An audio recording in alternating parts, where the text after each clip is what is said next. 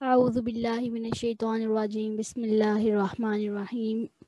الصلاۃ والسلام علیک یا سیدی یا رسول اللہ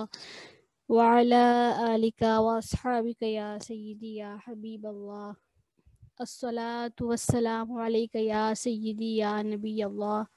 وعلی آلک واصحابک یا سیدی یا رحمت للعالمین۔ اللہ تبارک و تعالیٰ نے ارشاد فرمایا ہے، أَلَمْ تَرَ إِلَى الَّذِينَ يَزْعُمُونَ أَنَّهُمْ آمَنُوا بِمَا أُنزِلَ إِلَيْكَ وَمَا أُنزِلَ مِن قَبْلِكَ۔ آپ نے ان منافقوں کو نہیں دیکھا جو یہ دعویٰ کرتے ہیں کہ وہ آپ کے اتارے ہوئے قرآن پر اور آپ سے پہلے اتاری ہوئی تورات پر ایمان لائے، لیکن فیصلے کے لیے اپنا مقدمہ سرکشی کے پیکر کعب بن اشرف کے پاس لے جانا چاہتے ہیں، حالانکہ انہیں حکم دیا گیا تھا کہ اس کا انکار کریں، اور شیطان چاہتا ہے کہ ان کو بہکا کر حق سے بہت دور لے جائے۔ اور جب انہیں کہا جائے کہ اللہ کے نازل کیے ہوئے قرآن اور رسول اللہ کے پاس آؤ، تو آپ دیکھیں گے کہ منافقین آپ سے منہ پھیر کر نکل جاتے ہیں۔ تو پھر ان منافقوں کی کیسی حالت ہوگی جب ان کے سابقہ جرم کی بنا پر ایک مصیبت آ پڑے تو اے محبوب وہ یوں اللہ کی قسم کھاتے ہوئے آپ کے پاس حاضر ہو جائیں کہ ہمارا مقصد تو صرف اچھی طرح فیصلہ کرنا اور فریقین میں صلح کرانا تھا۔ تو یہی وہ لوگ ہیں جن کے دلوں میں کی منافقت کو اللہ خوب جانتا ہے۔ تو اے پیارے حبیب صلی اللہ علیہ وآلہ وسلم، آپ ان سے چشم پوشی کیجئے، انہیں نصیحت کیجئے اور تنہائی میں ان سے مؤثر گفتگو کیجئے۔ یہ جو آیات میں نے آپ کے سامنے پڑھی ہیں، ان آیات کا شان نزول کچھ اس طرح ہے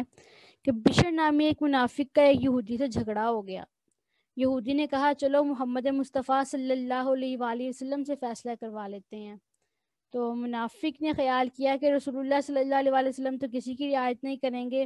اس سے میرا مطلب حاصل نہیں ہوگا، اس لیے اس نے مسلمان ہونے کا دعویٰ کرنے کے باوجود یہ کہا کہ کعب بن اشرف یہودی کو پنچ بنا لیتے ہیں، یعنی ثالث بنا لیتے ہیں، فیصلہ اس سے کرواتے ہیں۔ تو اس آیت مبارکہ میں جو طاغوت کا ہے نا، وہ کعب بن اشرف کو کہا گیا ہے، جیسے کہ یہاں پر بریکٹ میں ترجمے کی وضاحت کے طور پر لکھا بھی ہوا ہے۔ یہودی کو پتا تھا کہ کعب بن اشرف رشوت خور ہے، اس لیے اس نے یہودی ہونے کے باوجود اس کو منصف تسلیم نہ کیا۔ تو منافق کو پھر فیصلہ کرانے کے لیے یہودی کی رضامندی سے آقا کریم صلی اللہ علیہ وسلم کے پاس ہی آنا پڑا۔ تو رسول اللہ صلی اللہ علیہ وسلم نے جو فیصلہ دیا وہ یہودی کے موافق تھا اور منافق کے خلاف تھا۔ تو یہاں سے فیصلہ سننے کے بعد پھر منافق اس یہودی کو مجبور کر کے حضرت عمر کے پاس لے آیا۔ یہودی نے عرض کیا کہ میرا اور اس کا معاملہ آپ کے رسول صلی اللہ علیہ وسلم طے فرما چکے ہیں، لیکن یہ حضور صلی اللہ علیہ وسلم کے فیصلے سے راضی نہیں ہے بلکہ آپ سے فیصلہ چاہتا ہے۔ تو حضرت عمر نے فرمایا ہاں میں ابھی آ کے اس کا فیصلہ کرتا ہوں۔ یہ فرما کے آپ مکان کے اندر تشریف لے کر گئے اور تلوار لا کے اس کو قتل کر دی، اور فرمایا جو اللہ اور اس کے رسول کے فیصلے سے راضی نہیں ہوگا تو اس کے لیے میرے پاس یہی فیصلہ ہے۔ تو اس منافق کے ورثاء حضور صلی اللہ علیہ وسلم کی خدمت میں آئے، لیکن ان آیات میں حضرت سیدنا عمر رضی اللہ تعالیٰ عنہ کی تائید ہوئی، اس لیے ورثاء کے مطالبے کو مسترد کر دیا گیا۔ تو فرمایا کہ فَكَيْفَ إِذَا أَصَابَتْهُم مُّصِيبَةٌ بِمَا قَدَّمَتْ أَيْدِيهِمْ، یعنی تو کیسی ہوگی جب ان پر ان کے اعمال کی وجہ سے کوئی مصیبت آ پڑے گی۔ یعنی منافقوں کے بارے میں فرمایا جا رہا ہے کہ ویسے تو اے حبیب صلی اللہ علیہ وسلم یہ آپ سے منہ پھیرتے ہیں، لیکن جب ان پر ان کے اعمال کی وجہ سے کوئی مصیبت آ جائے، جیسے بشر منافق پر آ گئی تھی، تو کیا پھر بھی یہ آپ سے اعراض کریں گے؟ ہرگز نہیں، بلکہ اس وقت اپنے کاموں کی تعویلیں کرنے کے لیے قسمیں کھائیں گے اور آپ کی خدمت میں حاضر ہوتے ہیں کہ ہمارا مقصد تو صرف بھلائی اور دو فریقوں کے درمیان اتفاق کرانا تھا، اور اس لیے ہمارا آدمی یہودیوں کے پاس فیصلے کے لیے جانا چاہتا تھا۔ پھر فرمایا وما ارسلنا من رسول الا لیطاع باذن اللہ، کہ اور ہم نے کوئی رسول نہیں بھیجا مگر اس لیے بھیجا کہ اللہ کے حکم سے اس کی اطاعت کی جائے۔ اور اے حبیب صلی اللہ علیہ وسلم، جب انہوں نے اپنی جانوں پر ظلم کیا تھا، اگر اسی وقت آپ کی بارگاہ میں حاضر ہو جاتے اور پورے خلوص سے معافی مانگتے اور رسول اللہ صلی اللہ علیہ وآلہ وسلم بھی ان کی شفاعت کرتے، تو ضرور اللہ کو بہت توبہ قبول کرنے والا، بے حد مہربان پاتے۔ یہ آیت مبارکہ بہت خوبصورت ہے کہ وَلَوْ أَنَّهُمْ إِذ ظَلَمُوا أَنفُسَهُمْ جَاءُوكَ فَاسْتَغْفَرُوا اللَّهَ وَاسْتَغْفَرَ لَهُمُ الرَّسُولُ لَوَجَدُوا اللَّهَ تَوَّابًا رَحِيمًا، کہ جب انہوں نے اپنی جانوں پر ظلم کیا تھا تو اسی وقت آپ کی بارگاہ میں آ کے تو پورے خلوص کے ساتھ معافی مانگتے اور رسول اللہ بھی شفاعت کرتے تو ضرور اللہ کو توبہ قبول کرنے والا پاتے۔ سب سے پہلے اس آیت مبارکہ میں رسول اللہ نے اذان کی تشریف آوری کا مقصد بتایا گیا ہے کہ وہ اس لیے اللہ رسولوں کو بھیجتا ہے کہ اللہ کے حکم سے ان کی اطاعت کی جائے، اسی لیے اللہ تعالیٰ انبیاء اور رسولوں کو معصوم بناتا ہے، کیونکہ اگر انبیاء کرام معاذ اللہ خود گناہوں کے مرتکب ہوں گے تو دوسرے کیسے ان کی اطاعت اور اتباع کر سکیں گے۔ اور رسول کی اطاعت اس لیے ضروری ہے کہ اللہ تعالیٰ کی اطاعت کا طریقہ ہی رسول کی اطاعت کرنا ہے، تو اس سے ہٹ کر اطاعت الہی کے کوئی طریقہ نہیں ہے، جیسا کہ قل ان کنتم تحبون اللہ فاتبعونی میں بھی ہم نے پڑھا کہ وہ لوگ دعویٰ کیا کرتے تھے کہ ہم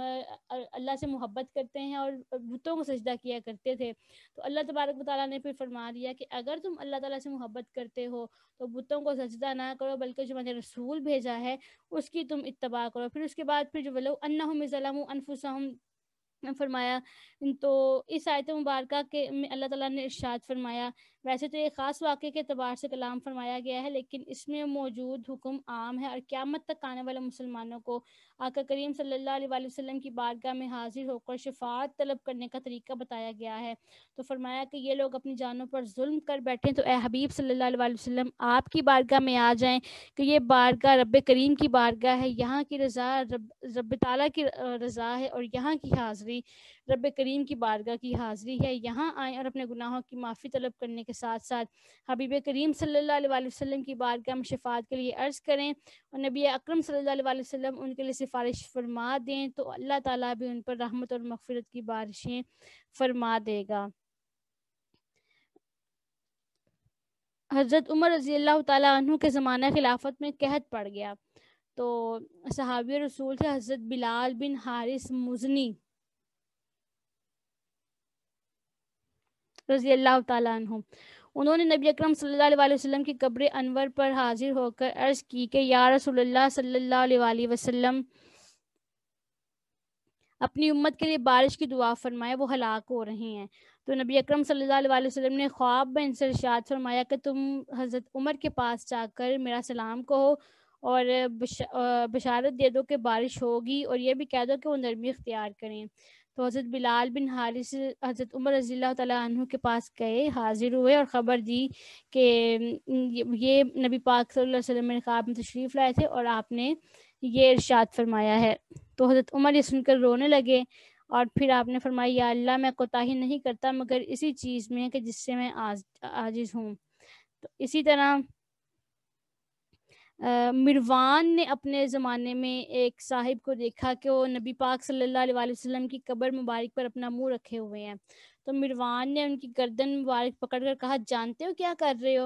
تو اس پر ان صاحب نے اس کی طرف متوجہ ہو کے فرمایا ہاں، میں کسی اینٹ پتھر کے پاس نہیں آیا ہوں، میں تو رسول اللہ کے حضور حاضر ہوا ہوں۔ میں نے رسول اللہ کو ارشاد فرماتے ہوئے سنا ہے کہ دین پر نہ رو جبکہ اس کا اہل اس پر والی ہو، ہاں اس وقت دین پر رو جبکہ نا اہل والی ہو۔ تو یہ صحابی حضرت سیدنا ابو ایوب انصاری رضی اللہ تعالیٰ عنہ تھے، اور نبی اکرم صلی اللہ علیہ وسلم کے وصال کے بعد ایک اعرابی روزہ اقدس پر حاضر ہوا اور روزہ انور کی خاک اپنے سر پر ڈالی اور عرض کرنے لگا یا رسول اللہ صلی اللہ علیہ وسلم، جو آپ نے فرمایا ہم نے سنا اور جو آپ پر نازل ہوا اس میں یہ آیت بھی ہے وَلَوْ أَنَّهُمْ إِذْ ظَلَمُوا أَنفُسَهُمْ، کہ میں نے بے شک اپنی جان پر ظلم کیا ہے اور میں آپ صلی اللہ علیہ وسلم کی بارگاہ میں اللہ تعالیٰ سے اپنے گناہ کی بخشش چاہنے کے لیے حاضر ہوا ہوں، تو آپ میرے رب سے میرے گناہ کی بخشش کروائیے۔ تو اس پر قبر شریف سے ندا آئی کہ تجھے بخش دیا گیا ہے۔ اس کے بعد فرمایا فَلَا وَرَبِّكَ لَا يُؤْمِنُونَ حَتَّى يُحَكِّمُوكَ فِي مَا شَجَرَ بَيْنَهُمْ ثُمَّ لَا يَجِدُوا فِي أَنفُسِهِمْ حَرَجًا مِّمَّا قَضَيْتَ وَيُسَلِّمُوا تَسْلِيمًا، یعنی اے حبیب صلی اللہ علیہ وسلم، آپ کے رب کی قسم وہ اس وقت تک مومن نہیں ہو سکتے جب تک کہ آپ کو اپنے درمیان پیدا ہونے والے ہر جھگڑے میں منصف یعنی جج نہ مان لیں، پھر آپ کے کسی فیصلے کے سبب اپنے دلوں میں تنگی محسوس نہ کریں اور اسے دل و جان سے تسلیم کر لیں۔ اہل مدینہ پہاڑ سے آنے والے پانی سے باغوں میں آپاشی کیا کرتے تھے۔ وہاں ایک انصاری کا حضرت زبیر رضی اللہ تعالیٰ عنہ سے جھگڑا ہوا کہ کون پہلے کھیت کو پانی دے گا، تو یہ معاملہ نبی اکرم صلی اللہ علیہ وسلم کے حضور پیش کیا گیا، تو حضور صلی اللہ علیہ وسلم نے ارشاد فرمایا، اے زبیر، تم اپنے باغ کو پانی دے کر اپنے پڑوسی کی طرف پانی چھوڑ دو۔ تو حضرت زبیر کو پہلے پانی کی اجازت اس لیے دی کہ ان کا کھیت پہلے آتا تھا۔ اس کے باوجود حضور صلی اللہ علیہ وسلم نے انصاری کے ساتھ بھی احسان کرنے کا حکم دیا کہ بعد میں پانی اس کی طرف چھوڑ دیا کرو، لیکن یہ مجموعی طور پر یہ فیصلہ انصاری کو ناگوار گزرا اور اس کی زبان سے یہ کلمہ نکلا کہ زبیر آپ کی پھپھی کے بیٹے ہیں نا، اس لیے آپ نے ایسا فیصلہ کیا ہے۔ تو باوجود اس فیصلے کے کہ آپ نے حضرت زبیر کو ہدایت کی تھی کہ آپ ان کے ساتھ احسان کا معاملہ کریں، لیکن انصاری نے اس بات کی قدر نہیں کی، تو نبی پاک صلی اللہ علیہ وسلم نے حضرت زبیر کو حکم دیا کہ اپنے باغ کو سیراب کرو اور اس کے باغ سے پھر پانی روک لو۔ تو پھر یہ آیت مبارکہ نازل ہوئی کہ تب تک کسی مسلمان نہیں ہو سکتے جب تک کہ آپ کو اپنے درمیان پیدا ہونے والے معاملات میں یہ حکم تسلیم نہ کر لیں۔ اور اگر ہم ان پر فرض کر دیتے کہ تم اپنوں کو قتل کرو یا اپنے گھروں سے نکل جاؤ، تو ان میں سے تھوڑے ہی اس پر عمل کرتے۔ اگر وہ اس حکم پر عمل کرتے جو انہیں دیا گیا ہے تو ان کے لیے بہتر ہوتا اور ایمان کی بہت پختگی کا سبب ہوتا، اور تب ہم انہیں ضرور اپنے پاس سے عظیم اجر عطا فرماتے اور ضرور انہیں سیدھی راہ پر چلاتے۔ اس آیت مبارکہ کا شان نزول کچھ اس طرح ہے کہ حضرت ثابت بن قیس بن شماس رضی اللہ تعالیٰ عنہ سے ایک یہودی نے کہا کہ اللہ تعالیٰ نے ہم پر خود کو قتل کرنا اور گھر بار چھوڑنا فرض کیا تھا، ہم اس کو بجا لائے تھے، یعنی ہم نے ایسا کیا تھا۔ تو اس پر حضرت ثابت نے فرمایا کہ اللہ ہم پر فرض کرتا تو ہم بھی ضرور اس پر عمل کرتے۔ تو اس موقع پر یہ آیت مبارکہ نازل ہوئی کہ یہ کہنا تو آسان ہے، لیکن اگر واقعی ایسا حکم دے دیا جاتا تو ایک بڑی تعداد اس حکم پر عمل نہ کرتی۔ اس میں بطور خاص منافقین سے خطاب ہے، یا جو نئے نئے مسلمان ہوئے تھے وہ مراد ہیں، ورنہ جو جلیل القدر صحابہ تھے وہ بہت ایسے موقع آئے کہ نبی اکرم صلی اللہ علیہ وسلم کے آگے انہوں نے اپنے آپ کو کھڑا کر دیا اور آپ کی حفاظت میں اپنی جانیں قربان کر دیں۔ اور نئے مسلمان جو ہوتے تھے وہ بھی بعض اوقات جو ہے کچھ جنگوں میں ثابت قدم نہیں رہ پاتے تھے، کیونکہ ابھی نئے نئے وہ مسلمان ہوتے تھے، لیکن جیسے جیسے ایمان ان کے دل میں مزید راسخ ہوتا جاتا تو وہ بھی ثابت قدم ہو جاتے تھے۔ اس آیت مبارکہ سے کوئی بھی کسی صحابی پر کسی قسم کا کوئی اعتراض نہیں کر سکتا۔ وَمَن يُطِعِ اللَّهَ وَالرَّسُولَ فَأُولَٰئِكَ مَعَ الَّذِينَ أَنْعَمَ اللَّهُ عَلَيْهِم مِّنَ النَّبِيِّينَ وَالصِّدِّيقِينَ وَالشُّهَدَاءِ وَالصَّالِحِينَ وَحَسُنَ أُولَٰئِكَ رَفِيقًا ذَلِكَ فَضْلٌ مِّنَ اللَّهِ وَكَفَىٰ بِاللَّهِ عَلِيمًا۔ حضرت ثوبان رضی اللہ تعالیٰ عنہ نبی اکرم صلی اللہ علیہ وسلم کے ساتھ بہت محبت کیا کرتے تھے، اور وہ جدائی ان سے برداشت نہیں ہوتی تھی۔ ایک دن اس قدر غمگین اور رنجیدہ ہو کر نبی پاک صلی اللہ علیہ وسلم کی بارگاہ میں حاضر ہوئے کہ چہرے کا رنگ تک بدل گیا تھا۔ تو حضور صلی اللہ علیہ وسلم نے پوچھا کہ آج آپ کے چہرے کا رنگ کیوں بدلا ہوا ہے؟ تو کہنے لگے، نہ تو مجھے کوئی بیماری ہے اور نہ درد ہے،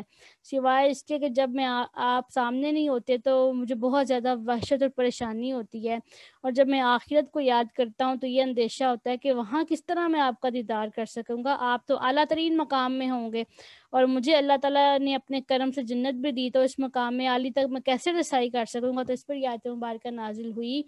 کہ جو اللہ اور اس کے رسول کی اطاعت کرے گا تو یہ ان لوگوں کے ساتھ ہوگا جن پر اللہ تعالیٰ نے انعام کیا ہے، یعنی انبیاء کے ساتھ، صدیقین کے ساتھ، شہداء کے ساتھ، صالحین کے ساتھ، اور فرمایا وہ بہت ہی اچھے ساتھی ہیں۔ پھر فرمایا، اے ایمان والو، پوری طرح چوکنے رہو اور پھر دستے دستے بن کر نکلو، یا سب مل کر۔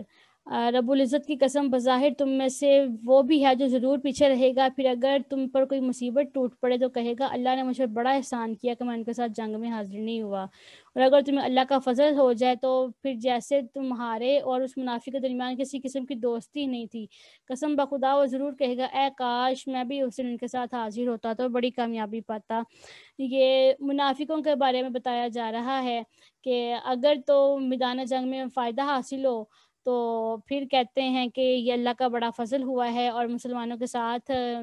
جاتے ہیں، اور اگر میدان جنگ میں شکست کا سامنا ہو تو پھر کہتے ہیں شکر ہے میں نہیں گیا تھا۔ تو دوسری بات یہاں پر جنگ کی تیاری کرنے کے لیے حکم دیا گیا ہے کہ ہمیشہ جنگ کے لیے تیار رہو۔ حضرت انس رضی اللہ تعالیٰ عنہ سے روایت ہے کہ آقا کریم صلی اللہ علیہ وسلم نے ارشاد فرمایا، مشرکین سے اپنے مال، ہاتھ اور زبان سے جہاد کرو، یعنی دین حق کی اشاعت کے لیے ہر قسم کی قربانی کے لیے ہمہ وقت تیار رہو۔ حضرت عقبہ بن عامر رضی اللہ تعالیٰ عنہ سے روایت ہے کہ نبی پاک صلی اللہ علیہ وسلم نے ارشاد فرمایا، بے شک اللہ تعالیٰ ایک تیر کے بدلے 3 افراد کو جنت میں داخل کرے گا۔ نمبر 1 ثواب کی نیت سے تیر بنانے والے کو، نمبر 2 تیر پھینکنے والے کو، اور نمبر 3 تیر پکڑانے والے کو۔ اور تیر اندازی اور گھڑ سواری میں مقابلے کیا کرو، تمہارا تیر اندازی میں مقابلہ کرنا شاہ سواری کے مقابلہ کرنے سے زیادہ مجھے پسند ہے۔ اور جو تیر اندازی سیکھنے کے بعد اسے غفلت کرتے ہوئے اسے چھوڑ دے تو اس نے ایک نعمت کو گوا دیا۔ اور حضرت عمر رضی اللہ تعالیٰ عنہ نے اہل شام کو ایک خط لکھا تھا کہ اپنی اولاد کو تیراکی اور گھڑ سواری سکھاؤ تاکہ وہ ایکٹیو رہیں اور میدان جہاد میں جانے کے لیے ہمہ وقت وہ لوگ تیار رہیں۔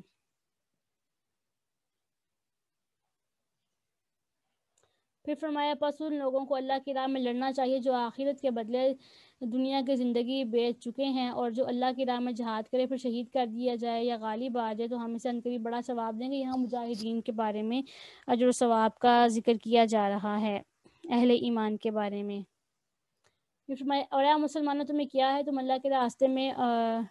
اور ان کمزور مردوں، عورتوں اور بچوں کی رہائی کے لیے جنگ نہیں کرتے جو دعا مانگتے ہوئے کہہ رہے ہیں، اے ہمارے رب ہمیں مکہ کی اس بستی سے نکال جس کے باشندے بڑے ظالم ہیں، تو ہمیں اپنی بارگاہ سے کوئی کارساز عطا فرما اور اپنے پاس سے کوئی مددگار عطا فرما۔ اس آیت مبارکہ میں ارشاد فرمایا کہ جہاد فرض ہے اور اس کے ترک کرنے کا تمہارے پاس کوئی عذر نہیں ہے، تو تمہیں کیا ہو گیا ہے کہ تم اللہ کی راہ میں نہ جہاد نہیں کرتے، حالانکہ دوسری طرف مسلمان مرد اور عورت اور بچے ظلم کے چکی میں پس رہے ہیں اور ان کا کوئی پرسانے حال نہیں ہے، اور وہ اللہ رب العالمین کی بارگاہ میں دعائیں مانگ رہے ہیں کہ یا اللہ اس بستی کے ظالموں سے ہمیں نجات عطا فرما اور ہمیں اپنے پاس سے کوئی مددگار عطا فرما۔ تو جب مسلمان مظلوم ہیں اور تم ان کو بچانے کی طاقت رکھتے ہو تو تم ان کو بچانے کے لیے ان کی مدد کیوں نہیں کرتے ہو؟ یہ دعا پھر قبول ہوئی اہل مکہ کے جو کمزور مسلمان تھے، اور اللہ تعالیٰ نے اپنے حبیب صلی اللہ علیہ وسلم کو ان کا اہل مکہ کے جو کمزور مسلمان تھے ان کا ولی اور ان کا ناصر، ان کا مددگار بنا دیا، اور انہیں مشرکین کے ہاتھوں سے آپ نے چھڑایا اور مکہ مکرمہ فتح کر کے ان کی زبردست مدد فرمایا کہ وہ اور جو لوگ ایمان لائے ہیں وہ اللہ کی راہ میں جنگ کرتے ہیں، اور جنہوں نے کفر اختیار کیا وہ شیطان کی راہ میں جنگ کرتے ہیں۔ تو لہٰذا مسلمانوں شیطان کے دوستوں سے لڑو، بے شک شیطان کا فریب بہت کمزور ہے۔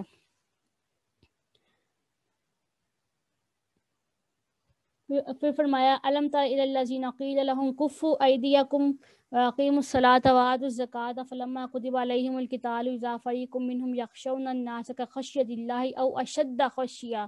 وقالوا ربنا لما كتبت علينا القتال لولا اخرتنا الى اجل قریب، یعنی آپ نے ان لوگوں کو نہیں دیکھا جنہوں نے مکہ میں جنہیں کہا گیا تھا کہ ابھی اپنے ہاتھ جنگ سے روکے رکھو، نماز قائم کرتے رہو، زکوٰۃ دیتے رہو، پھر جب مدینہ میں ان پر جہاد فرض کیا گیا تو ان میں سے ایک گروہ کافروں سے اس طرح ڈرنے لگا جیسے اللہ سے ڈرا جاتا ہے، اس سے بھی زیادہ، اور کہنے لگا، اے ہمارے رب تو نے ہم پر جہاد کیوں فرض کر دیا اور تو نے ہمیں تھوڑی مدت تک مہلت کیوں نہ دی؟ تو آپ فرمائیے دنیا کا سامان بہت قلیل ہے، بہت تھوڑا ہے، اور آخرت اللہ کا خوف رکھنے والوں کے لیے بہتر ہے، اور تم پر کھجور کی گٹھلی کے برابر بھی ظلم نہیں کیا جائے گا۔ آیت مبارکہ کا شان نزول اس طرح سے ہے کہ مشرکین مکہ جو تھے وہ مکہ مکرمہ میں مسلمانوں کو بہت زیادہ ایذائیں دیا کرتے تھے۔ ہجرت سے پہلے صحابہ کرام کی ایک جماعت نے نبی پاک صلی اللہ علیہ وسلم کی خدمت میں عرض کیا کہ آپ ہمیں کافروں سے لڑنے کی اجازت دے دیجئے، انہوں نے ہمیں بہت ستایا اور بہت ایذائیں دی ہیں۔ تو حضور صلی اللہ علیہ وسلم نے فرمایا کہ ان کے ساتھ جنگ کرنے سے ابھی ہاتھ روکے رکھو، ابھی صرف نماز اور زکوٰۃ ہی ادا کرو۔ تو اسی کے متعلق فرمایا کہ کیا تو آپ نے ان لوگوں کو نہیں دیکھا جن سے شروع اسلام میں مکہ مکرمہ میں کہا گیا تھا کہ ابھی اپنے جہاد سے ہاتھ روکے رکھو، نماز قائم کرو اور زکوٰۃ دو، لیکن پھر جب مدینہ منورہ میں جہاد فرض کیا گیا تو اس وقت طبعی خوف کا شکار ہو گئے جو انسانی فطرت کا حصہ ہے۔ میں دوبارہ ریپیٹ کر رہی ہوں کہ طبعی خوف کے شکار ہو گئے تھے،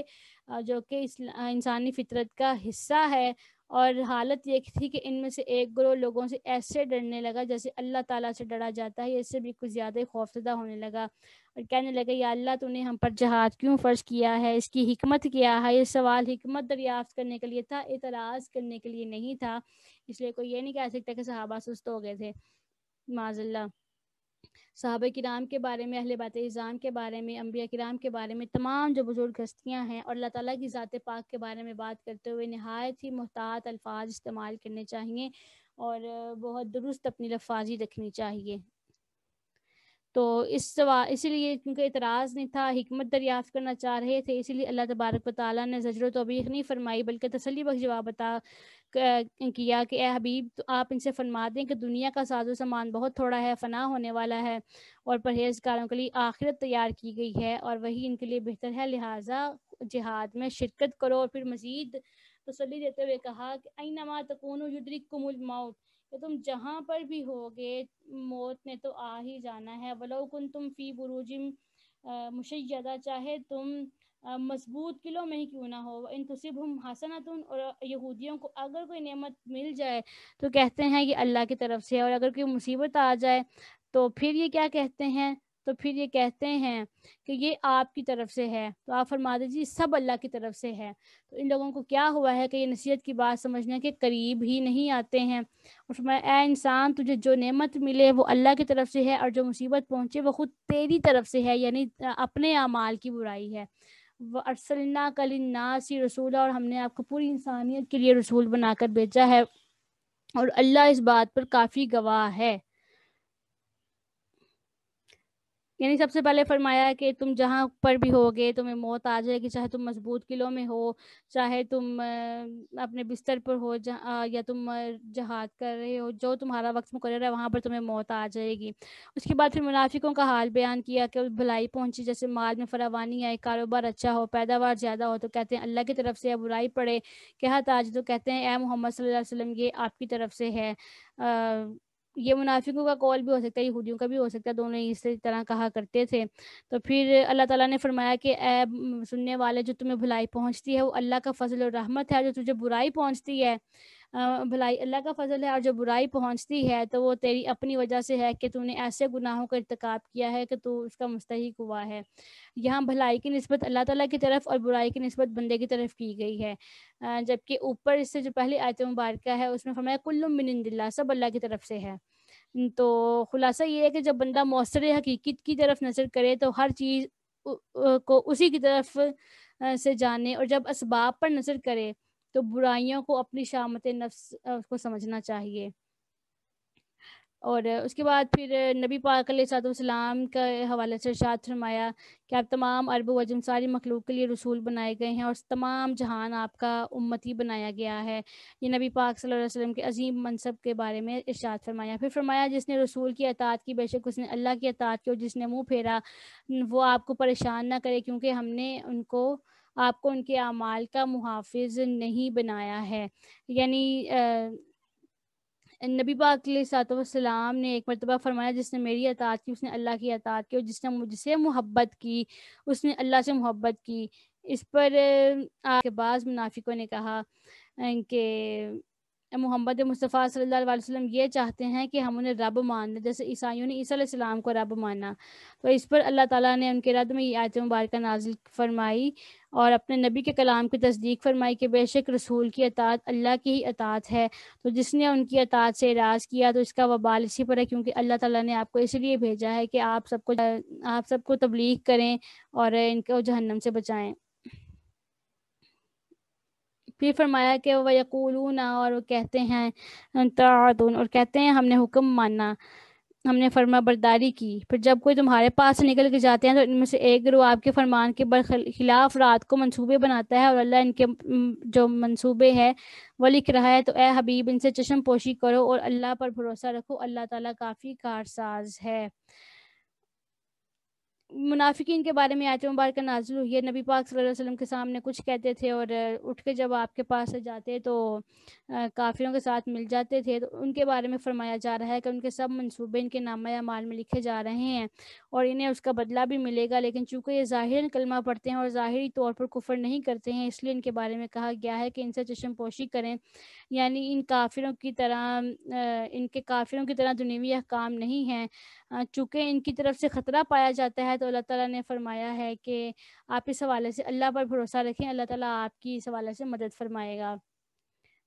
افلا یتدبرون القرآن، کیا یہ قرآن میں غور و فکر نہیں کرتے ہیں؟ ولو کان من عند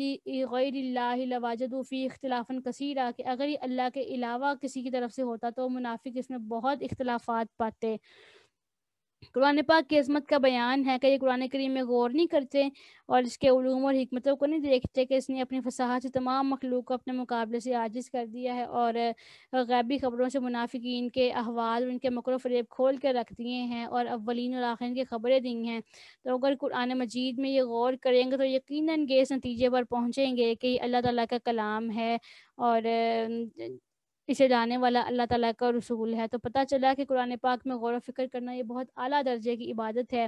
امام غزالی فرماتے ہیں احیاء العلوم میں کہ ایک آیت سمجھ کر اور غور و فکر کر کے پڑھنا بغیر غور و فکر کیے پورا قرآن پڑھنے سے بہتر ہے۔ ثواب تو ملے گا اس کا، لیکن بہتر یہ ہے کہ اس کو سمجھ کر پڑھا جائے۔ قرآن پاک کا ذکر کرنا، اسے پڑھنا، دیکھنا، چھونا سب عبادت ہے، اور غور و فکر کرنا تو بہت اعلیٰ بات ہے، کیونکہ اسی سے ہی تمام علوم کے چشمے پھوٹتے ہیں۔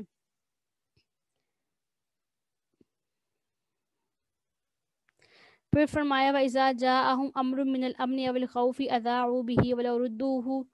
إِلَى الرَّسُولِ أَوْ وَإِلَى أُولِي الْأَمْرِ مِنْهُمْ لَعَلِمَهُ الَّذِينَ يَسْتَنبِطُونَهُ مِنْهُمْ وَلَوْلَا فَضْلُ اللَّهِ عَلَيْكُمْ وَرَحْمَتُهُ لَاتَّبَعْتُمُ الشَّيْطَانَ إِلَّا قَلِيلًا۔ یہاں ایک خاص سے آپ کو سباق میں ایک چیز بیان کی جا رہی ہے، لیکن اس میں جو حکم بیان کیا ہے یہ ہماری زندگی کے بہت سارے گوشوں میں اصلاح کے لیے کافی ہے۔ خلاصہ یہ ہے کہ جب کسی امن یعنی مسلمانوں کی فتح یا خوف، مثلا مسلمانوں کی شکست کی کوئی بات اگر لوگوں کے پاس آتی ہے جو فساد کا باعث بن سکتی ہے تو وہ فوراً اسے پھیلانے لگتے ہیں۔ حالانکہ اگر اس بات کو یہ لوگ رسول اللہ صلی اللہ علیہ وسلم اور اپنے با اختیار لوگوں جیسے اکابر صحابہ جو صاحب رائے ہیں اور صاحب بصیرت ہے ان کی خدمت میں پیش کرتے اور خود اندر کچھ دخل نہ دیتے تو سمجھدار لوگ ضرور اپنی عقل و دانش یا اپنی تحقیق کی روشنی میں اس خبر کی حقیقت کو جان لیتے، اور ایسے بات کا بتنگڑ بننے کی بجائے حقیقت حال سامنے آ جاتی۔ اس آیت مبارکہ کو سامنے رکھ کر تو ہم اپنے گھروں کے معاملات بلکہ ملکی اور بین الاقوامی معاملات اور صحافتی معاملات کو جان سکتے ہیں۔ ہمارے ہاں کا حال یہ ہے کہ ایک شخص بات کو اچھالتا ہے اور پھر وہ موجودہ میڈیا کے ذریعے پوری دنیا میں گردش کرنے لگتی ہے اور بعد میں پتہ چلتا ہے کہ وہ خبر ہی جھوٹی تھی۔ بچنا چاہیے۔ نبی اکرم صلی اللہ علیہ وسلم نے ارشاد فرمایا کسی شخص کے جھوٹا ہونے کے لیے یہی بات کافی ہے کہ وہ سنی سنائی بات کو بیان کر دے۔ اس کے بعد فرمایا پس اے حبیب اللہ کی راہ میں جہاد کیجئے، آپ صرف اپنی ذات کے مکلف ہیں، اور مسلمانوں کو جوش دلائیں، قریب ہے کہ اللہ کافروں کی جنگ کو روک دے اور اللہ کی گرفت اور اس کا عذاب کافروں سے کہیں زیادہ سخت ہے۔ اور جو شخص اچھی سفارش کرے گا اس کے لیے اس کے سبب ثواب میں سے حصہ ہوگا، اور جو بری سفارش کرے گا اس کے لیے اس کے سبب گناہ کا حصہ ہوگا، اور اللہ ہر چیز پر قادر ہے جسے وہ چاہے۔ بدر صغریٰ کا ہم نے کل ذکر کیا تھا جو ابو سفیان سے طے تھی، تو جب اس کا وقت آیا تو نبی پاک صلی اللہ علیہ وسلم نے وہاں جانے کے لیے لوگوں کو دعوت دی۔ بعض لوگوں کو گرا ہوا تو تب اللہ تعالیٰ نے یہ آیت مبارکہ نازل کی اور اپنے حبیب سے فرمایا کہ آپ جہاد نہ چھوڑیں، چاہے آپ تنہا ہی کیوں نہ ہو، اللہ آپ کا مددگار ہے، آپ تشریف لے کے جائیں۔ تو یہ حکم جب ملا تو نبی پاک صلی اللہ علیہ وسلم جنگ کے لیے روانہ ہوئے، اور اس وقت آپ کے ساتھ 70 سوار آپ کے ہمراہ تھے۔ تو فرمایا گیا کہ آپ جہاد کے لیے جائیں اور آپ کو آپ کی طاقت سے زیادہ تکلیف نہیں دی جائے گی، چاہے کوئی آپ کا ساتھ دے یا نہ دے، چاہے آپ اکیلے رہ جائیں، ہاں مسلمانوں کو جہاد کی ترغیب آپ لازمی دیجیے۔ نبی اکرم صلی اللہ علیہ وسلم سب سے زیادہ شجاع اور بہادر تھے، جیسا کہ حدیث مبارکہ میں بھی ہے۔ حضرت سیدنا انس رضی اللہ تعالیٰ عنہ اس کے راوی ہیں۔ اس حضرت عبداللہ بن عمر بھی فرماتے ہیں رضی اللہ تعالیٰ عنہ کہ میں نے آقا کریم صلی اللہ علیہ وسلم سے زیادہ بہادر اور طاقتور، سخی اور پسندیدہ کسی کو بھی نہیں دیکھا۔ پھر اچھی سفارش کے بارے میں فرمایا جا رہا ہے اور بری سفارش کے بارے میں کہا جا رہا ہے. اچھی سفارش وہ ہے جس میں کسی کو جائز نفع پہنچایا جائے یا تکلیف سے بچایا جائے، اس پر ثواب، جیسے نوکری کا کوئی واقعی مستحق ہے اور کسی دوسرے کی حق تلفی بھی اس سے نہیں ہو رہی ہے تو سفارش کرنا جائز ہے. اور بری سفارش وہ ہے جس میں غلط سفارش کی جائے، ظالم کو غلط طریقے سے بچایا جائے یا کسی کی حق تلفی کی جائے. تو اسی طرح جیسے شراب کے لائسنس وغیرہ یا سینما وغیرہ کے لائسنس وغیرہ دلوانے کے لیے سفارش کی جاتی ہے، تو یہ ساری غلط ہیں. آگے جب تمہیں کچھ الفاظ سے سلام دیا جائے تو تم اس سے بہتر الفاظ کے ساتھ جواب دو، واپس وہی الفاظ لوٹا دو. اسلام سے پہلے اہل عرب کی عادت تھی کہ جب وہ ایک دوسرے سے ملتے تو کہتے تھے حیاک اللہ، اللہ تجھے زندہ رکھے. اور جب دین اسلام آیا تو اس میں کلمہ کو سلام سے تبدیل کر دیا گیا، اور یہ کلمہ حیاک اللہ کے مقابلے میں زیادہ کامل ہے، کیونکہ جو بندہ سلامت ہوگا تو وہ لازمی طور پر زندہ رہے گا. تو اسلام نے ہمیں السلام علیکم کہنا سکھایا ہے. آگے کلمات بڑھا لیے جائیں. السلام علیکم ورحمۃ اللہ وبرکاتہ. سلام کے بہت زیادہ فضائل اور آداب حدیث میں آئے ہیں، یہ ایک الگ بہت طویل موضوع ہے. اس کے بعد فرمایا کہ اللہ تعالیٰ سے زیادہ کس کی بات سچی ہے، یعنی اللہ تعالیٰ کس سے بڑھ کر کوئی بھی سچا نہیں ہو سکتا. اللہ تعالیٰ کے لیے جھوٹ بولنا ناممکن اور محال ہے، کیونکہ جھوٹ عیب ہے اور اللہ ہر جھوٹ سے پاک ہے، ہر عیب سے پاک ہے. پھر فرمایا کہ تمہیں کیا ہوا، تم منافقین کے بارے میں دو گروہ ہو گئے، حالانکہ اللہ نے ان کے جرائم کے سبب انہیں جہاد سے محروم کر دیا ہے. کیا تم اسے ہدایت دینا چاہتے ہو جسے اللہ نے گمراہی میں چھوڑ دیا؟ حالانکہ یا سننے والا جسے اللہ گمراہی میں چھوڑ دے تو اس کے لیے کوئی بھی راستہ نہیں ہے. منافقین کی ایک جماعت کھلا مرتد ہو کے مشرکین سے جا ملی. ان کے پاس صحابہ کرام کے دو گروہ ہو گئے. ایک فرقہ ان کو قتل کرنے پر اصرار کرتا تھا اور دوسرا گروہ ان کے قتل سے انکار کرتا تھا. تو اس حوالے سے آیت مبارکہ نازل ہوئی کہ یہ تم منافقوں کے بارے میں دو گروہ کیوں بن کے ہو، حالانکہ اللہ تعالیٰ نے ان کی ارتداد اور مشرکوں سے جا ملنے کی وجہ سے ان کے دلوں کو الٹ دیا ہے. تو کیا تم یہ چاہتے ہو جسے اللہ نے گمراہ کر دیا ہے اسے ہدایت کی راہ دکھاؤ؟ کیونکہ یہ محال ہے، جسے اللہ گمراہ کر دے تو اس کے لیے ہدایت کا پھر کوئی راستہ نہیں ہوتا. پھر فرمایا کہ جو منافق ایمان چھوڑ کر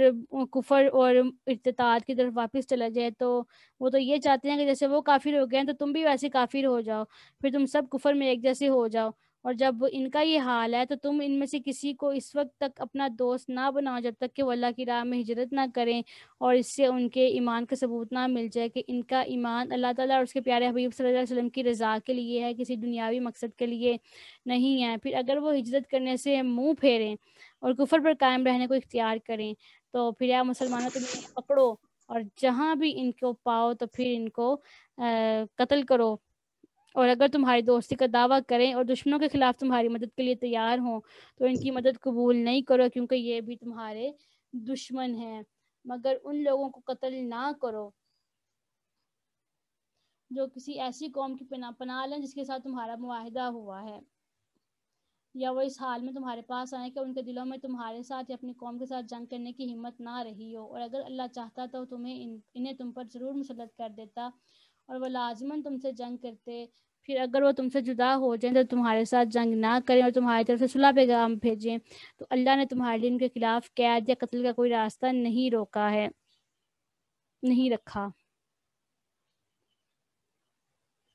پچھلی آیت میں قتل کا حکم دیا گیا تھا اور اب کچھ لوگ جو اس حکم سے خارج ان کے بارے میں فرمایا جا رہا ہے کہ جو لوگ ایسی قوم سے تعلق رکھتے ہیں اور جن کے ساتھ تمہارا امن کا معاہدہ ہو چکا ہے وہ لوگ تم سے لڑائی نہ کریں، یا وہ لوگ جو تمہارے ساتھ مل کر اپنی قوم سے لڑیں، ان سب کو قتل کرنے کی اجازت نہیں ہے. اور پھر فرمایا کہ اگر کافر تم سے دور رہیں اور نہ لڑیں بلکہ صلح کا پیغام بھیجیں تو اس صورت میں تمہیں اجازت ہے کہ تم ان سے جنگ نہ کرو.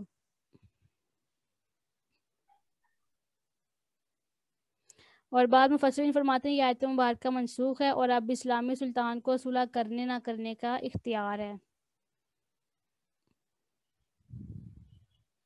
اس کے بعد جو آیت مبارکہ ہے ستاجدون آخرین، یہ مدینہ طیبہ میں دو قبیلے تھے، اسد اور غطفان، یہ ان کے بارے میں نازل ہوئی. یہ لوگ ریاکاری کے طور پر کلمہ پڑھتے تھے اور اپنے آپ کو مسلمان ظاہر کرتے تھے، اور جب ان میں سے کوئی اپنی قوم سے ملتا اور وہ لوگ ان سے کہتے تھے تم کس چیز پر ایمان لائے تو کہتے بندروں بچھوؤں وغیرہ پر، یعنی اسلام کا مذاق اڑاتے تھے. تو اس انداز کا مطلب یہ تھا کہ دونوں طرف تعلقات رکھ لیں اور کسی جانب سے انہیں نقصان نہیں پہنچے.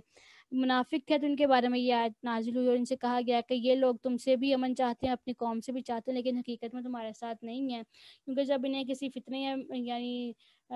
شرک یا مسلمانوں سے جنگ کی طرف بلایا جاتا ہے تو یہ مسلمانوں کے ساتھ ہی دشمنی کرتے ہیں۔ اس کے بعد قتل کے حوالے سے احکامات آ رہے ہیں۔ کسی مومن کے لیے جائز نہیں وہ کسی دوسرے مومن کو جان بوجھ کر قتل کرے، اور جو شخص کسی مومن کو قتل کر بیٹھے تو اس پر ایک مملوک کا آزاد کرنا ہے، اور مقتول کے وارثوں کو خون بہا ادا کرنا لازم ہے، یعنی جو اگر کسی کو خطا سے قتل کر دے۔ فَإِنْ كَانَ مِنْ قَوْمٍ عَدُوٍّ لَكُمْ، اور اگر مقتول ایسی قوم کا فرد ہے جو تم سے برسر پیکار ہے اور وہ خود مسلمان ہے تو قاتل پر ایک مسلمان غلام کو آزاد کرنا لازم ہے، اور اگر وہ ایسی قوم سے ہے جن کے ساتھ تمہارا معاہدہ ہے تو ان کے وارثوں کو خون بہا ادا کیا جائے گا، اور قاتل کے لیے ایک مسلمان غلام کو آزاد کرنا ضروری ہے، اور جو یہ نہ پائے یعنی غلام آزاد کرنا نہ پائے تو اس کے ذمہ 2 مہینوں کے لگاتار روزے رکھنا ہے۔ یہاں تک جو احکام تھے خطا سے کسی کو قتل کر دیا جائے اس کا ذکر ہے۔ اس کے بعد پھر ذکر ہے وَمَن يَقْتُلْ مُؤْمِنًا مُتَعَمِّدًا، اور جو کسی مسلمان کو جان بوجھ کے قتل کرے تو فرمایا اس کی سزا جہنم ہے، اور اس میں عرصہ دراز تک رہے گا، اللہ اس پر ناراض ہوگا، اسے اپنی رحمت سے دور کر دے گا، اور اللہ نے اس کے لیے بہت بڑا عذاب تیار کر رکھا ہے۔ پھر فرمایا اے ایمان والو، جب تم اللہ کی راہ میں جہاد کرنے کے لیے نکلو تو تحقیق کر لیا کرو، اور جو تمہیں سلام کرے تو اسے یہ نہ کہو کہ تم مسلمان نہیں ہے۔ اگر تم دنیاوی زندگی کا سامان چاہتے ہو تو سن لو کہ اللہ تبارک و تعالیٰ کے پاس بے شمار غنیمتیں ہیں، اس سے پہلے بھی تم ایسے ہی تھے، پھر اللہ نے تم پر احسان فرمایا تو تم اچھی طرح سے تحقیق کر لیا کرو، بے شک اللہ تعالیٰ تمہارے تمام اعمال سے باخبر ہے۔ مرداس بن نہیگ فدق کے رہنے والے تھے، اور ان کے سوا ان کی قوم کا کوئی بندہ اسلام نہیں لے کر آیا تھا۔ اس قوم کو خبر ملی کہ لشکر اسلام ان کی طرف آ رہا ہے تو سارے لوگ بھاگ گئے، لیکن مرداس ٹھہرے رہے۔ جب انہوں نے دور سے لشکر کو دیکھا تو اس خیال سے کہ کہیں کوئی غیر مسلم جماعت نہ ہو، یہ پہاڑ کی چوٹی پر بکریاں لے کر چڑھ گئے۔ جب لشکر آیا اور انہوں نے اللہ اکبر کی آواز سنی تو یہ خود بھی اللہ اکبر کہتے ہوئے اتر آئے اور کہنے لگے لا الہ الا اللہ محمد رسول اللہ السلام علیکم۔ تو مسلمانوں نے خیال کیا کہ اہل فدق سب کافر ہیں، یہ دھوکہ دینے کے لیے ایمان کا اظہار کر رہے ہیں، تو اس خیال سے حضرت اسامہ بن زید ان کو قتل کر لیا اور بکریاں لے آئے۔ تو نبی پاک صلی اللہ علیہ وآلہ وسلم نے کے پاس جب آپ آئے سارا معاملہ عرض کیا تو آپ کو بہت زیادہ رنج ہوا، اور فرمایا تم نے اس کے سامان کے سبب اس کو قتل کر دیا ہے، اور یہ آیت مبارکہ نازل ہوئی اور حضرت اسامہ کو حکم دیا گیا کہ جو بکریاں ہیں وہ ان کے اہل خانہ کو آپ واپس کر دیں۔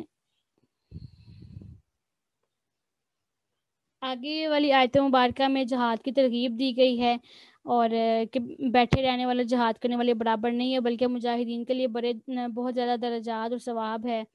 جیسے کہ فرمایا کہ جو مسلمان بغیر عذر کے جہاد میں شامل نہ ہو وہ اللہ کی راہ میں اپنے مالوں اپنی جانوں کے ساتھ جہاد کرنے والے کے برابر نہیں ہے۔ اللہ نے اپنے مالوں اور اپنی جانوں کے ساتھ جہاد کرنے والوں اور گھروں میں بیٹھے رہنے والوں پر درجے میں بہت زیادہ ان کو فضیلت دی ہے۔ اللہ نے سب سے جنت کا وعدہ کیا ہے تاکہ ہم جہاد کرنے والوں کو بغیر اجر کے بیٹھے رہنے والوں پر عظیم فضیلت عطا فرمائیں، اور ان کے لیے پھر آگے مغفرت رحمت کا اللہ تعالیٰ نے اعلان فرمایا ہے۔ آگے والی آیت مبارکہ ان لوگوں کے بارے میں نازل ہوئی ہے جن نے کلمہ اسلام تو زبان سے ادا کیا تھا، مگر جس زمانے میں ہجرت فرض ہوئی تھی اس وقت ہجرت نہ کی، اور جب مشرکین جنگ بدر میں مسلمانوں کے مقابلے میں گئے تو یہ لوگ ان کے ساتھ گئے اور کافروں کے ساتھ یہ لوگ مارے گئے۔ تو خلاصہ یہ ہے کہ بے شک وہ لوگ جن کی روح فرشتے اس حال میں قبض کرتے ہیں کہ وہ فرض ہجرت ترک کر کے اور کافروں کے ساتھ دے کر اپنی جانوں پر ظلم کرنے والے ہوتے ہیں، ان کی موت کے وقت فرشتے انہیں جھڑکتے ہوئے کہتے ہیں کہ تم اپنے دین کے معاملے میں کس حال میں تھے؟ وہ عذر پیش کرتے ہوئے کہتے ہیں کہ ہم زمین میں کمزور لوگ تھے اور کافروں کی زمین میں رہنے کی وجہ سے دین کے احکام پر عمل کرنے میں عاجز تھے، تو فرشتے ان کا عذر رد کر دیتے ہیں اور انہیں ڈانٹتے ہوئے کہتے ہیں کیا اللہ کی زمین کشادہ نہیں تھی کہ تم کفر کی سرزمین سے ایسی جگہ ہجرت کر کے چلے جاتے جہاں تم دین کے احکام پہ عمل کر سکتے؟ تو جن لوگوں کے برے احوال یہاں بیان ہوئے ہیں یہ وہ لوگ ہیں جن کا آخرت میں ٹھکانہ جہنم ہے، اور فرمایا یہ بہت ہی زیادہ بری جگہ ہے۔ لیکن وہ کمزور مرد اور عورتیں اور وہ بچے اس حکم سے مستثنیٰ ہیں جن کے پاس نہ تو ہجرت کے وسائل ہیں اور نہ ہی وہ راستہ جانتے ہیں، تو فرمایا کہ اللہ ان کو معاف کر دے گا، اللہ تعالیٰ بہت معاف کرنے والا ہے۔ تو فرمایا جو اللہ کی راہ میں گھر بار چھوڑ کر نکلے گا، اور زمین میں پناہ کی بہت جگہ ہے، بہت زیادہ روزی ہے، اور جو شخص اپنے گھر سے اللہ اور اس کے رسول کی طرف ہجرت کے ارادے سے نکلے پھر موت آ جائے، تو پھر بے شک اس کا ثواب اللہ تعالیٰ کے ذمہ کرم پر ہے۔ یعنی وہ ہجرت کے ارادے سے نکلا اور لیکن اس کو موت آ گئی، مکمل وہ نہیں کر سکا اپنی ہجرت، تو فرمایا کہ اس کو اس کی نیت کے اعتبار سے بھی اللہ تبارک و تعالیٰ ثواب عطا فرما دے گا، نیکی کا ارادہ کرنے سے بھی اللہ تعالیٰ ثواب عطا فرما دیتا ہے۔ آگے نماز قصر کے بارے میں فرمایا جا رہا ہے کہ وَإِذَا ضَرَبْتُمْ فِي الْأَرْضِ فَلَيْسَ عَلَيْكُمْ جُنَاحٌ أَن تَقْصُرُوا مِنَ الصَّلَاةِ، کہ تم پر کوئی گناہ نہیں ہے کہ جب تم سفر کرو تو تم 4 رکعت والی نماز کی صرف 2 رکعتیں پڑھ لیا کرو۔ اور پھر فرمایا حبیب جب آپ اپنے صحابہ میں تشریف فرما تو انہیں نماز خوف پڑھائیں، اس رکوع میں اسی کا ہی آگے ذکر آ رہا ہے۔ تو چاہیے کہ ان کا ایک گروہ آپ کے ساتھ کھڑا ہو اور وہ اپنے ہتھیار سنبھالے رہیں، پھر جب وہ سجدہ کر لیں تو اے مسلمانوں وہ تمہارے پیچھے چلے جائیں، اور یعنی ایک رکعت مکمل کر لیں تو پھر وہ ایک گروہ پیچھے چلے جائے اور اب پھر دوسرے گروہ آ جائے جس نے نماز نہیں پڑھی۔ انہیں چاہیے کہ وہ آپ کے ساتھ نماز پڑھیں اور چاہیے کہ اپنی حفاظت کا سامان اور ہتھیار سنبھالی رکھیں، یعنی کہ ہتھیار لگا کر ادا کریں۔ کافروں کی آرزو ہے کاش تم لوگ اپنے ہتھیاروں اور سامان حفاظت سے غافل ہو جاؤ تو وہ تم پر ایک دم سے حملہ کر دیں، اور اگر تمہیں بارش کی وجہ سے تکلیف ہو یا تم بیمار ہو تو ہتھیاروں کو ادار دینے میں تم پر کوئی گناہ نہیں ہے، تاہم دشمن سے جو کرنے رہو بے شک اللہ تعالیٰ نے کافروں کے لیے رسوا کن عذاب تیار کر دیا ہے۔ دشمن جب تم نماز سے فارغ ہو جاؤ تو کھڑے ہو کر بیٹھ کر اور پہلوؤں کے بل لیٹے ہوئے اللہ کا ذکر کرو، اور پھر جب تم دشمن کی طرف سے مطمئن ہو جاؤ تو پھر حسب دستور نماز ادا کرو، یعنی جیسے نارمل انداز میں نماز ادا کیا جاتا ہے۔ اور پھر آگے اسی طرح جہاد میں چاقو چوبند ہو کر کافروں کا مقابلہ کرنے کا حکم دیا گیا ہے، اور قرآن مجید کو حق کے ساتھ اتارنے کے بارے میں ارشاد فرمایا کہ اے حبیب ہم نے آپ پر برحق قرآن اتارا ہے، حق کے ساتھ قرآن اتارا ہے تاکہ آپ لوگوں کے درمیان فیصلہ فرمائیں اس کے مطابق، اور آپ بددیانت لوگوں کی وجہ سے جھگڑا کرنے والے نہ بنیں۔ انصار کے قبیلہ بنی ظفر کا ایک شخص تھا طامہ بن عبیرک، اس کا اپنے ہمسائے کے ساتھ قتادہ بن نعمان، اس نے زرہ چرا لی تھی اور آٹے کی بوری میں ایک یہودی کے پاس چھپا دی تھی۔ جب زرہ کی تلاش ہوئی تو طامہ پر شبہ کیا گیا،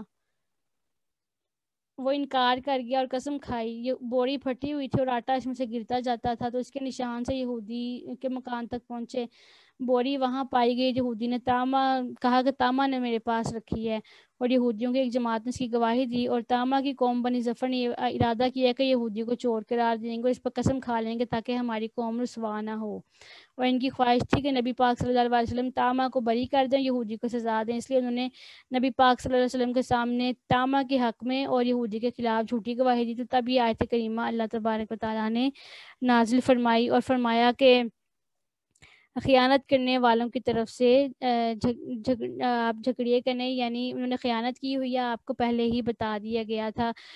تو اس سے وکالت کا پیشہ اختیار کرنے والوں کو، وکلاء کو، لائرز کو غور کرنا چاہیے کہ بہت دفعہ ایسا ہوتا ہے کہ وکیل کو پتہ ہوتا ہے کہ اس کا جو موکل ہے وہ مجرم ہے اور خائن ہے، لیکن وہ مال بٹورنے کے چکر میں مظلوم کو ظالم اور ظالم کو مظلوم بنا دیتا ہے اور ظالم کی طرفداری کرتا رہتا ہے، اس کی طرف سے دلائل پیش کرتا ہے، جھوٹ بولتا ہے، دوسرے فریق کا حق مارتا ہے اور پتہ نہیں کون کون سے حرام کاموں کا مرتکب ہوتا ہے۔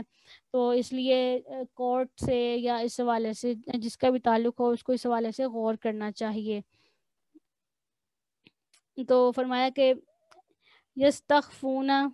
من الناس، منافقین انسانوں سے تو شرماتے ہیں اور اللہ سے نہیں شرماتے، حالانکہ وہ اس وقت بھی ان کے پاس ہوتا ہے جب وہ رات کو اس کی ناپسندیدہ بات طے کرتے ہیں، اور اللہ تعالیٰ سب کا احاطہ کیے ہوئے ہے۔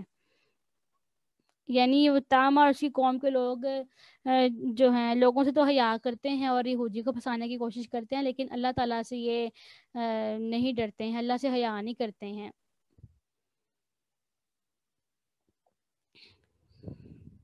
اس کے بعد پھر فرمایا کہ جو دوسروں کے لیے تکلیف دہ جرم یا اپنی ذات تک محدود گناہ کرے پھر اللہ سے معافی مانگے تو اللہ تعالیٰ بہت بخشنے والا مہربان ہے. یعنی توبہ کے بارے میں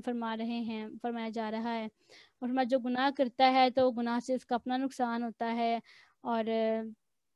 اللہ تعالیٰ ہر شے کا عالم ہے. اور جو چھوٹے یا بڑے گناہ کسی کا بھی ارتکاب کرے اس کی تہمت کسی بے گناہ پر لگا دے تو اس نے بہت بڑا جو بہتان ہے وہ اپنے سر لے لیا ہے. دو چیزیں بیان کی گئی ہیں. پہلے یہ کہ جو کوئی بندہ برا عمل کرے یا اپنی جان پر ظلم کرے پھر اللہ تعالیٰ سے معافی کا طلبگار ہو سچی توبہ کرے اور تقاضوں کو پورا کرے تو اللہ تعالیٰ اس کو معاف فرما دیتا ہے. وہ اللہ تعالیٰ کو غفور و رحیم پائے گا. دوسری بات یہ ہے جو گناہ کرے تو اس کا وبال وہ خود ہی اٹھائے گا. یہ نہیں ہوگا کہ کرے کوئی اور بھرے کوئی اور.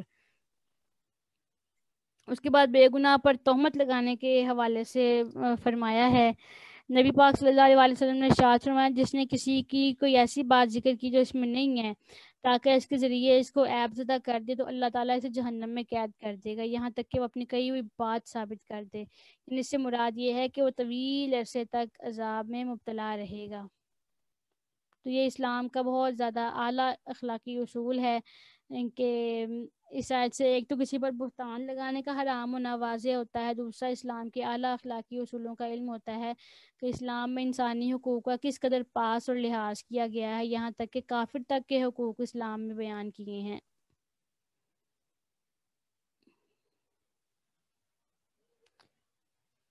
اس کے بعد ارشاد فرمایا کہ اے حبیب اگر آپ پر اللہ کا فضل اور اس کی رحمت نہ ہوتی تو منافقین کا ایک گروہ کا ارادہ تھا کہ آپ کو صحیح فیصلے سے روکنے میں کامیاب ہو جائے. یہ گزشتہ تامہ والے واقعے کی طرف ہی اشارہ کیا جا رہا ہے کہ ان کا ارادہ یہ تھا کہ آپ صلی اللہ علیہ وسلم سے غلط فیصلہ کروا دیں لیکن اللہ تعالیٰ نے انبیاء کو معصوم بنایا ہے اور اپنے رازوں پر اطلاع فرما دیتا ہے. تو اللہ تعالیٰ نے آپ کو اس غلطی سے محفوظ رکھا اور آپ کو وہ چیز بتا دی کہ جس کو آپ پہلے نہیں جانتے تھے. اس کے بعد فرمایا لوگوں کے بہت سے مشوروں میں کوئی بھلائی نہیں سوائے اس شخص کے مشورے کا جو صدقہ یا نیکی کی بات ہے لوگوں میں اصلاح کرانے کے حوالے سے بات کریے صلح کا حکم دے. یہاں عام لوگوں کے حوالے سے بیان کیا ہے کہ ان کے زیادہ تر کلام اور مشوروں میں کوئی بھلائی نہیں ہوتی کیونکہ عوامی گفتگو زیادہ تر فضولیات پر ہی مشتمل ہوتی ہے. تو فرمایا کہ جو لوگ آپس میں اچھے کاموں کے لیے کلام یا مشورہ کرتے ہیں جیسے صدقہ دینے کا حکم کرتے ہیں تب دعوت و تبلیغ کرتے ہیں یا لوگوں میں صلح کروانے کے لیے بیٹھتے ہیں تو ایسے لوگوں کے مشوروں میں جو ہے نا وہ بھلائی ہے. پھر اللہ تعالیٰ اور اس کے رسول صلی اللہ علیہ وسلم کی نافرمانی سے منع کیا جا رہا ہے کہ جب ہدایت آ گئی ہے تو اللہ اور اس کے رسول کی پھر نافرمانی نہ کوئی اور جو ایسا پھر کرے گا نافرمانی کرے گا تو اسے جہنم میں ڈال دیا جائے گا. اس کے بعد پھر ارشاد فرمایا کہ اللہ تعالیٰ تمام گناہ معاف کر دیتا ہے صرف شرک کو معاف نہیں کرتا. اور مشرکین بتوں کی عبادت کیا کرتے تھے تو اللہ تعالیٰ نے ان پر لعنت کی. قرآن نے کہا تھا کہ مجھے قسم ہے تیرے بندوں کو میں سے معین حصہ ضرور لوں گا میں انہیں ضرور گمراہ کروں گا انہیں ضرور جھوٹی امیدیں دلاؤں گا انہیں ضرور حکم دوں گا کہ وہ چوپایوں کے کان چیریں گے میں انہیں ضرور حکم دوں گا. جیسے بحیرہ صاحبہ وسیلہ انہوں نے مشرکین نے بنا لیے تھے نا اس کا ذکر ہم آگے سورہ نعام میں پڑھیں گے وہاں میں اس کی وضاحت کروں گی. تو اللہ کی پیدا ہوئی چیزیں تبدیل کر لی ان کو معبود بنا لیا. تو اور جو شخص اللہ کے سوا شیطان کو آقا بنا لیتا ہے وہ کھلم کھلا خسارے میں ہے. یعنی فرمایا جو مشرکین ہیں یہ شیطان کی بات مانتے ہیں یہ شیطان کو ہی اپنا معبود سمجھتے ہیں. کیوں سمجھتے ہیں وجہ بھی آگے فرما دی. یعدہم شیطان ان سے وعدے کرتا رہتا ہے انہیں سبز باغ دکھاتا ہے اور شیطان ان سے صرف دل فریب وعدے کرتا ہے. یعنی صرف شیطانی وعدے جو ہوتے ہیں وہ سرابی ہوتے ہیں. جیسے صحرا میں کوئی بندہ سفر کر رہا ہو تو وہ دور سے چمکتی ہوئی ریت کو پانی سمجھتا ہے لیکن جب وہ قریب پہنچتا ہے تو وہ پانی نہیں ہوتا بلکہ ریت ہی ہوتا. تو شیطان کے جو وعدے ہیں وہ اسی طرح کے ہی ہوتے ہیں. اس کے بعد اہل ایمان کے بارے میں بتایا ہے کہ وہ ان کے لیے کیا کیا جنتی نعمتیں ہوں گی. پھر فرمایا کہ اے مکہ والو نجات نہ تو تمہاری آرزوؤں سے وابستہ ہے اور نہ ہی اہل کتاب کی امنگوں سے. جو بھی کوئی برا کام کرے گا اسے اس کی سزا دی جائے گی اور وہ اللہ کی دوستی سے تجاوز کرتے نہ تو اپنے لیے کوئی حمایتی پائے گا اور نہ ہی کسی قسم کا کوئی مددگار پائے گا.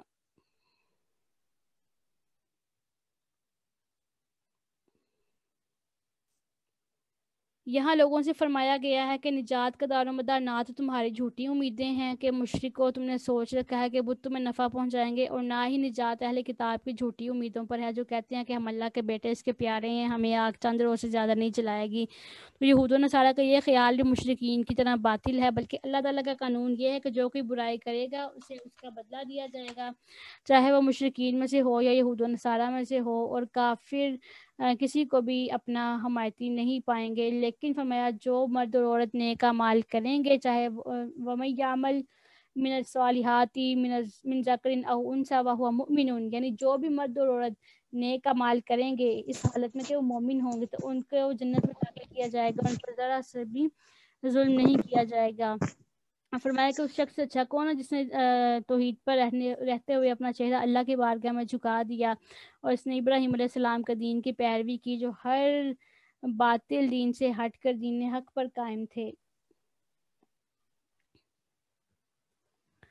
اور فرمایا اللہ نے ان کو اپنا گہرا دوست بنایا، اور آسمان و زمین کی ہر چیز اللہ تعالیٰ کے احاطے میں ہے۔ پھر فرمایا اے حبیب آپ کے صحابہ آپ سے عورتوں کے بارے میں فتویٰ پوچھتے ہیں، تو آپ فرمایا اللہ نے تمہیں عورتوں کے بارے میں احکامات بیان فرما دیے ہیں۔ زمانہ جاہلیت میں عرب کے لوگ عورت کو اور چھوٹے بچے کو میت کا مال کا وارث قرار نہیں دیتے تھے، تو جب آیت میراث نازل ہوئی تو انہوں نے عرض کیا یا رسول اللہ کیا عورت اور چھوٹے بچے بھی وارث ہوں گے؟ آپ نے ان کو اس آیت سے جواب دیا۔ حضرت عائشہ فرماتی ہیں کہ یتیموں کے جو ولی ہوتے تھے ان کا دستور یہ تھا کہ اگر یتیم لڑکی صاحب مال اور حسن و جمال والی ہوتی تھی تو اسے تھوڑے مہر پر نکاح کر لیتے تھے، اور اگر حسن اور مال نہیں رکھتی تھی تو اسے چھوڑ دیتے تھے، اور اگر اچھی صورت نہیں رکھتی تھی لیکن مالدار ہوتی تھی تو اس سے نکاح نہیں کرتے تھے، کہ اس اندیشے سے کہ دوسرے کے نکاح میں بھی نہیں دیتے تھے کہ وہ مال میں حصے دار نہ ہو جاتے۔ تب اللہ تعالیٰ نے یہ آیات نازل فرمائی اور ان تمام کاموں سے منع فرما دیا، اور کمزوروں اور عورتوں کو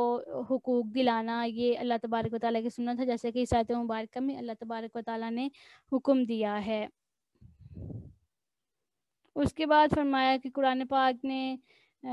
معاشرتی زندگی کے ایک اور پہلو کی طرف اشارہ کیا ہے کہ اگر کسی عورت کو اپنے شوہر کی طرف سے زیادتی کا یا بے رغبتی کا اندیشہ ہو کہ شوہر سے علیحدہ ہے، یا کھانے پہننے کو نہیں دے رہا، یا کوئی کمی کرتا ہے، یعنی منہ سے پھیرتا ہے، بیوی سے محبت نہیں رکھتا، تو فرمایا کہ یہ چاہیے کہ افہام و تفہیم کے ساتھ صلح کر لیں، اور جس کا آسان طریقہ یہی ہے کہ عورت کچھ اپنے مطالبات کم کر دے اور کچھ اپنے حقوق کا بوجھ کم کر دے، اور شوہر یوں کرے کہ رغبت کے باوجود کم ہونے کے باوجود بیوی کے ساتھ اچھا برتاؤ کرے۔ یہ نہیں کہ ایک طرف سے قربانی ہو، بلکہ دونوں آپس میں نیگوشیٹ کر کے کوئی یعنی کچھ مان لی جائے، کچھ منوا لی جائے، اس طرح سے کر کے صلح صفائی کر لیں۔ اور فرمایا کہ اگر تم سے ہرگز نہیں ہو سکے گا کہ عورتوں کو برابر رکھو، اگرچہ تم کتنی ہی اس کی حرص کرو، تو یہ نہ کرو کہ ایک ہی بیوی کی طرف جھک جاؤ بلکہ اور دوسری کو لٹکتی ہوئی چھوڑ دو۔ یعنی اس آیت مبارکہ میں فرمایا جا رہا ہے کہ اگر زیادہ شادیاں کرنی ہیں تو پھر عدل بھی رکھنا ہے۔ اور پھر فرمایا اگر صلح نہ ہو سکے تو پھر اچھی طرح سے جدائی اختیار کر لیں، یعنی کسی پر تہمت نہ لگائیں، اور تہمت لگائے بغیر ایک دوسرے پر تو الگ ہو جائیں۔ ہمارے ہاں عموماً معاشرے میں یہی ہوتا ہے کہ اگر ڈائیورس ہو جائے تو دونوں طرف سے جو فریقین ہیں ایک دوسرے پر بہت بھاری بھاری قسم کے بہتان لگاتے ہیں، اور یہ ایسا نہیں کرنا چاہیے۔ بلکہ یہاں پر تو ہمارے یہاں تو اگر کسی کی منگنی ہی ٹوٹ جائے تو وہ ایک دوسرے پر الزامات لگاتے ہیں کہ الحفیظ والامان۔ اس کے بعد اللہ تبارک و تعالیٰ کی عظمت و شان کے بارے میں ذکر فرمایا ہے۔ اس کے بعد اگلا رکوع شروع ہوتا ہے، اس میں عدل و انصاف کا حکم دیا ہے اللہ تعالیٰ نے کہ عدل و انصاف کرو، اس میں اپنے والدین اور قریبی رشتہ داروں کسی کے کو نہ دیکھو۔ پھر ایمان والوں کو اللہ تعالیٰ اور اس کے رسولوں پر اور کتابوں پر ایمان لانے کا حکم دیا گیا ہے، اور منافقین کو آگ کے عذاب کے حوالے سے ڈرایا گیا ہے کہ ڈرانے کا مقصد یہاں یہ ہے کہ کوئی نعمتیں سن کر حق قبول کرتا ہے اور کوئی عذابات سن کر قبول کرتا ہے. تو دین اسلام نے دونوں کے مزاج کو مد نظر رکھا ہے. جہاں پر کوئی نعمتیں سن کر قبول کرنے والا ہے اس کے لیے نعمتوں کا بھی ذکر فرما دیا, اور جو عذابات سن کر بات قبول کرنے والا ہے اس کے لیے اس کا بھی ذکر فرما دیا, اور دونوں باتوں کو اکٹھا ذکر کیا تاکہ دل پر بوجھ نہ ہو.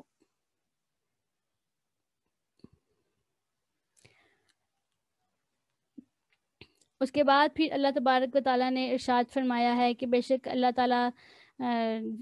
تمام منافقوں اور کافروں کو جہنم میں جمع کرنے والا ہے, اور جو منافق تمہارے انجام کے منتظر رہتے ہیں اگر اللہ کی طرف سے تمہیں فتح میسر ہو جائے تو وہ کہتے ہیں کیا ہم تمہارے ساتھ نہیں تھے, اور اگر کافروں کی کامیابی کا کوئی حصہ مل جائے تو انہیں کہتے ہیں کیا ہم تم پر غالب نہیں آگے, اور کیا ہم نے تمہیں مسلمانوں سے نہیں بچایا. یعنی منافقوں کو کئی طرز عمل ذکر کیا جا رہا ہے, اور یہ فرمایا آگے بھی اگلے رکوع میں بھی یہی فرمایا جا رہا ہے کہ وہ اللہ کو دھوکہ دینا چاہتے ہیں تو اللہ تعالیٰ انہیں مہلت دے کر ان کو دھوکے کی سزا دے گا. وہ خادیوں کا ترجمہ ہم اس طرح نہیں کریں گے کہ اللہ ان کو دھوکہ دیتا ہے, بلکہ ہم یہ کہیں گے کہ اللہ ان کو دھوکے کی سزا دیتا ہے. اور منافقین کی عبادت کا پھر حال بیان کیا ہے کہ جب وہ نماز کے لیے بھی کھڑے ہوتے ہیں تو نماز کے لیے بھی سستی سے ہی کھڑے ہوتے ہیں, دل نہیں ان کا نماز میں لگتا کیونکہ وہ تو منافق ہیں. اور اس کے بعد پھر منافقوں کی کفر اور ایمان کے درمیان ڈگمگا رہے ہیں. اس بات کا ذکر کیا کہ ایمان اور کفر کے درمیان ہیں, نہ تو مکمل طور پر کافر ہیں اور نہ ہی مکمل طور پر وہ مسلمان ہیں. اس کے بعد کافروں اور مسلمانوں کو دوستی کرنے سے منع کیا گیا ہے, اور منافقوں کے بارے میں فرمایا وہ جہنم کے نچلے طبقے میں ہوں گے. لیکن جو منافقت سے پھر توبہ کر لیں اور مضبوطی کے ساتھ دین اسلام کو تھام لیں تو پھر اور ریاکاری سے اپنے دین کو پاک کر لیں تو پھر وہ مومنوں کے ساتھ ہوں گے, اور جو اجر و ثواب مومنوں کو ملے گا وہی ان کو ملے گا کیونکہ وہ بھی سچے مومن ہو چکے ہیں. اور فرمایا کہ ما یفعل اللہ بعذابکم ان شکرتم وآمنتم, اللہ تمہیں عذاب دے کر کیا کرے گا اگر تم شکر ادا کرو اور ایمان لے آؤ. یعنی اللہ تعالیٰ کو کسی کو عذاب دینا نہیں چاہتا اگر کوئی ایمان والا ہے یا اللہ تعالیٰ کے حضور فرما برداری کے بجا لاتا ہے. تو اس لیے اپنے آپ کو ہمیں ریاکاری سے پاک رکھنا چاہیے تاکہ ہم الحمدللہ ہم میں سے کوئی بھی اعتقادی منافق تو ہے ہی نہیں ہے, الحمدللہ ثم الحمدللہ. تو ہمیں ریاکاری سے بھی بچنا چاہیے اور تمام ایسے اعمال جو منافق کرتے تھے اس سے بھی بچنا چاہیے تاکہ ہم عملی منافقین میں بھی شمار نہ ہوں. اللہ تعالیٰ ہمیں عمل کی توفیق عطا فرمائے. وآخر دعوانا ان الحمدللہ رب العالمین.